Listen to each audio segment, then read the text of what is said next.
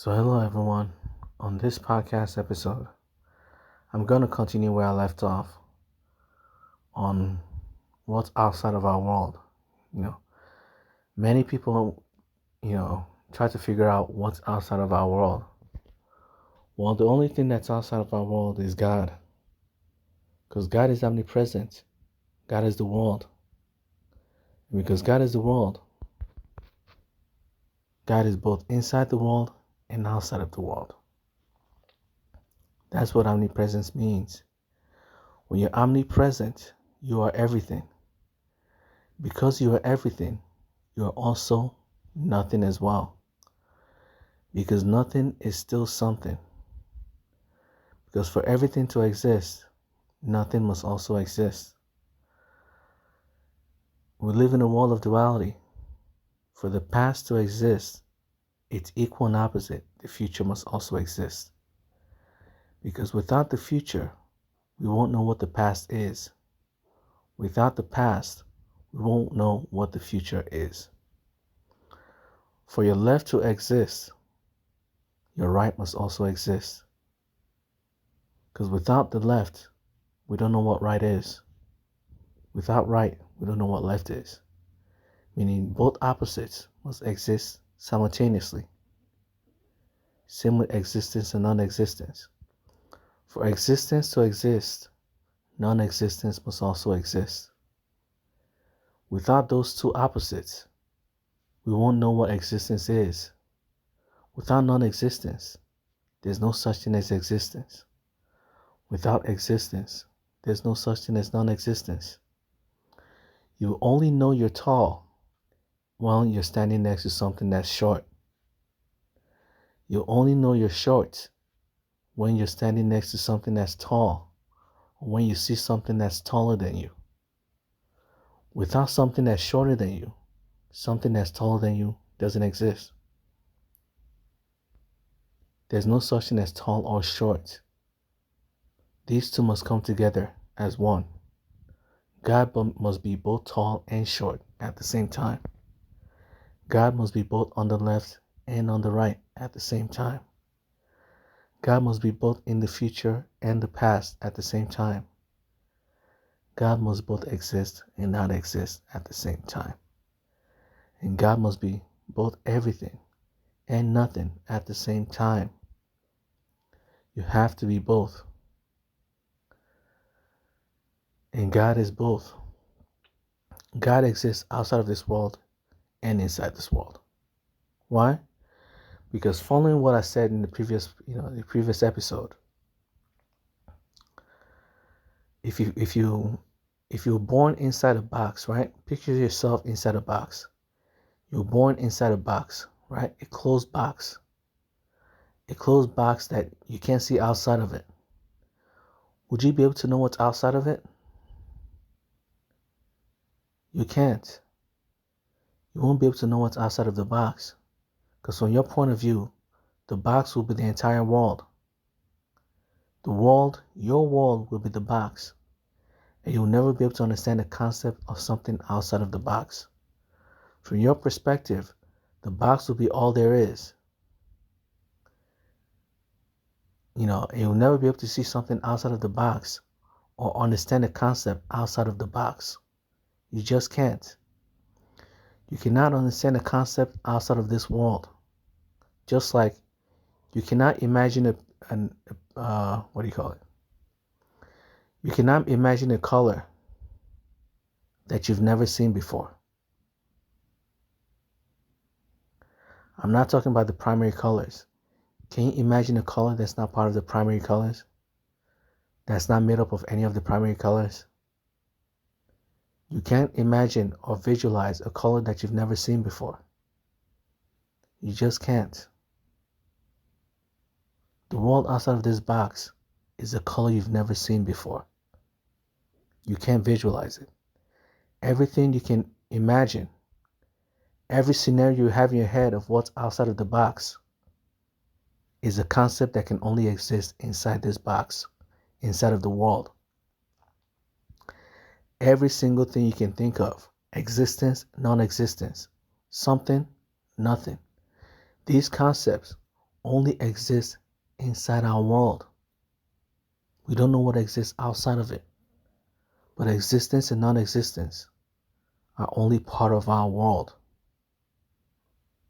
Inside and outside are only part of our world.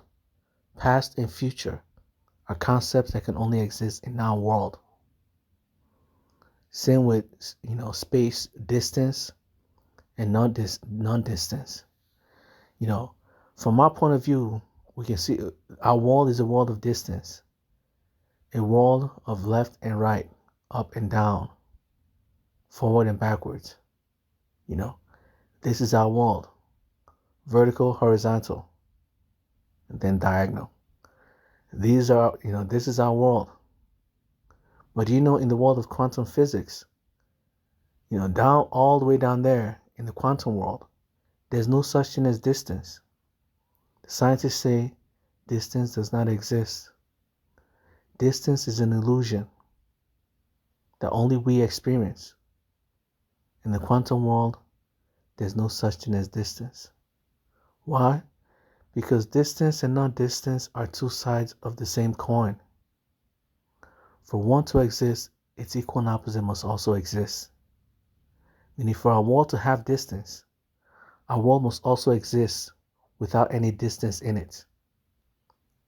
Just like the planet Earth. The planet Earth is moving, yet when you sit on this planet, you don't feel yourself move. Yet the Earth is always moving.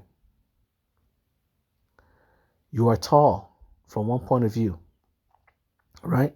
From the point of view of children, you're very tall. But from the point of view of trees, you're also short, right? So you're both tall and short. The planet is both moving and not moving at the same time. Guess what? This world works the same way. The world both has an outside and doesn't have an outside at the same time. The world has distance, yet doesn't have any distance at the same time. The world is both infinite and finite at the same time. The world both exists and doesn't exist at the same time. This is that world, the world where two opposites must exist. If you find one aspect of the world, its equal and opposite must also exist. If you find something that exists in the past, something that exists in the future must also be possible. If you find something that exists on your left, something that exists on your right must also be possible. If you find something that exists, something that doesn't exist must also be possible. This is that world. If you find something that's large, something that's small must also exist. We live in that world. Everything is separate, but everything must also be whole. Everything must also be one. All opposites must exist simultaneously as one. Just like your body. You are alive, yet you're also not alive at the same time. Let me show you. You're alive because you're a human being with tissues and cells, right? Your cells are considered alive. You are considered alive. Your organs are considered alive. You are a human being. You are alive. You eat, you breathe, you walk, you think, right? You're alive. But guess what? You're made up of atoms, and atoms aren't alive. Because atoms aren't alive, you can't be considered alive either. Because all your body is are just atoms. Your body is just a bunch of atoms, and atoms are not alive. They're not considered living things. If atoms aren't considered living things, and your body is nothing more than a bunch of atoms, you're not a living thing either. Yet you're very alive. Just like the planet Earth is moving and not moving at the same time, you're both alive and not alive at the same time. You're both tall and short at the same time. You're both in the past and the future at the same time. From the perspective of the older generation, from the perspective of our ancestors, we're currently in the future. But from the perspective of the future generation of humanity. We're currently in the past. We're both in the future and the past at the same time. We're both large and small at the same time. We're both alive and not alive at the same time. And we're both intelligent and not intelligent at the same time. Atoms aren't considered intelligent things. They aren't alive. So we can't be intelligent because we're atoms. That's all we are. We're both intelligent and not intelligent at the same time. We're both alive and not alive at the same time. This world has an outside, yet doesn't have an outside at the same time. This world has an inside, yet doesn't have an inside at the same time. We live in that world of duality. If one thing is possible, its equal and opposite is also possible. If one aspect of the world is true, its equal and opposite is also true. So how does God play into all this? Guess what? For there to be an outside of this, the world has an outside and doesn't have an outside at the same time. For the world to both have an outside and not have an outside at the same time, the thing that's outside must also be inside. The thing that's inside must also be outside. You understand? And that's what the Bible states. In the beginning was the world, and the world was with God, and the world was God. When it states the world was with God, it is telling you that God is outside of the world. When it tells you that the world is God, it is also telling you that the world is God. God is inside the world. For in order to create the world, you must both be inside and outside. God is both inside and outside of this world at the same time. Because God is outside of this world, there is no outside. Because God is also inside the world. When the thing that's inside the world is outside the world as well, it no longer counts. When the thing is on the left and on the right at the same time, it no longer matters. When something is both in the past and the future at the same time, time no longer matters to it. There's no point in time anymore. Time only works when you're one or the other. When you move from the past towards the future. Movement only works when there's something that's non-moving to use as a reference point. You can only be considered moving to something that's not moving. Something that's moving slower than you are doesn't appear to be moving, does it? That's how non-movement works. You can only move relative to something that's not moving. If both of you are moving at the same time, towards the same direction, at the same speed, you're not moving at all. It no longer counts as movement. Just like the planet Earth. Everything on planet Earth is moving towards the same direction, at the same time, at the same speed. Because everything is moving towards the same direction, nothing is moving. That's why you don't experience movement, because everything is moving. When everything is moving, nothing moves. And when nothing moves, it's only because everything is moving. This is that world. Because God is both movement and not movement. Movement and not movement doesn't matter to God. Because God both exists and doesn't exist. Existence and non-existence means nothing to God. Since God is both infinite and finite, these two concepts mean nothing to God. Since God is both large and small, these things mean nothing to God. God exists within the world and outside of the world. And because God exists both inside and outside of the world, God neither exists inside nor outside of the world. It doesn't matter to God. Existence and non-existence doesn't matter to God. Because God is both. It's no different from saying your left arm and your right arm. They are both God. So God doesn't see much of a distance between the two of them. That's how this world works. This is a world of duality. If one aspect of the world is true, its equal and opposite is true. If there are facts in this world, there must also be fiction. If there are things that are true in this world, there must also be things that are untrue, or things that are false. If things exist inside of the world, things must also exist outside of it. If things exist, things must also not exist. And there are things in this world that do not exist. Movies, fairy tales, these things don't exist. Yet they're still here. They are still part of our world. For things to exist, things must also not exist. If one aspect is true, the equal and opposite is also true. For the world has an inside. It's the world. It's what we call the world. Because there's a world, there must be something outside of the world as well. That's how duality works. And the thing that's outside of the world isn't really outside of the world. The things that are inside this world really isn't inside of this world.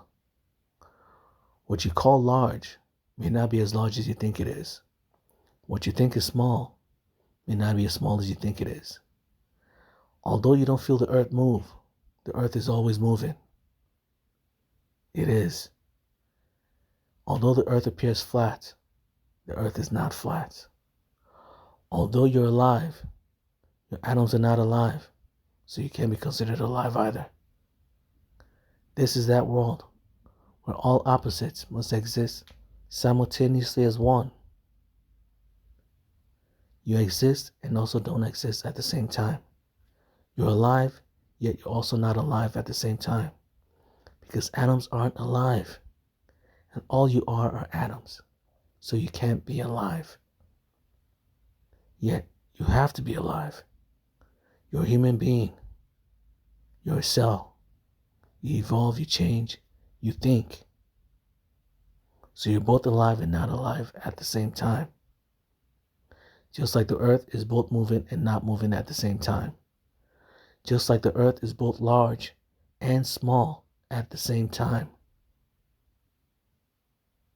From the point of view of humans, the earth is large. From the point of view of the sun, the earth is small. Very, very tiny. That's what you need to understand.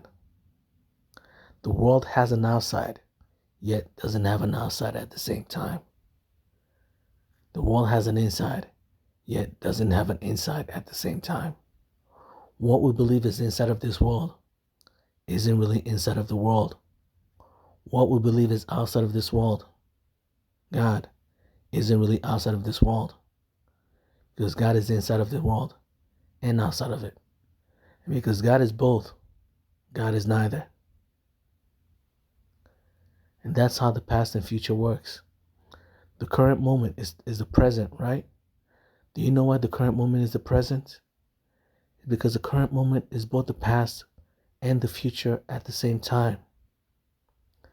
Because the current moment, the present, is both the past and the future.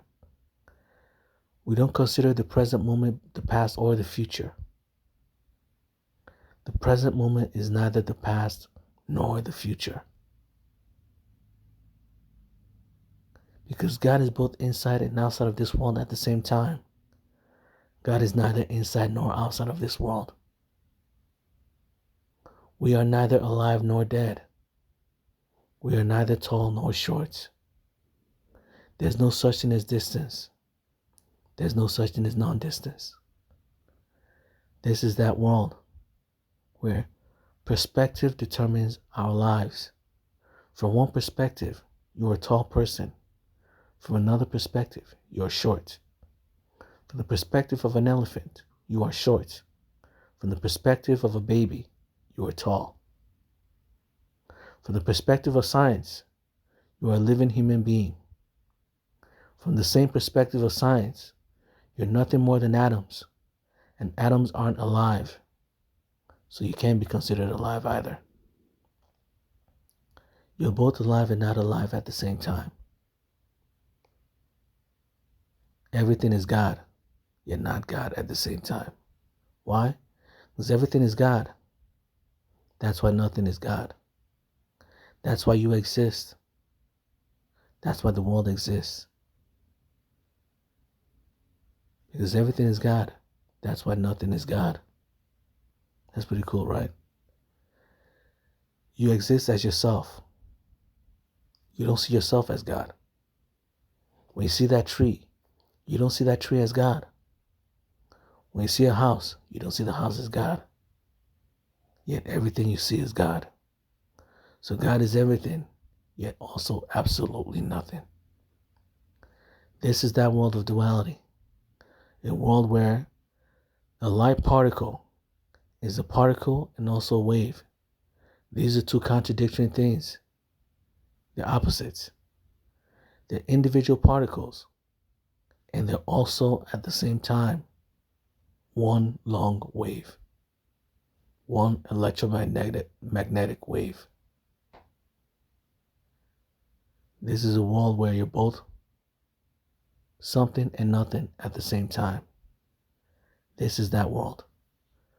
So the Bible explains duality better than scientists. This is a world of duality. And the Bible shows it. Shows that God is both inside and outside of the world at the same time.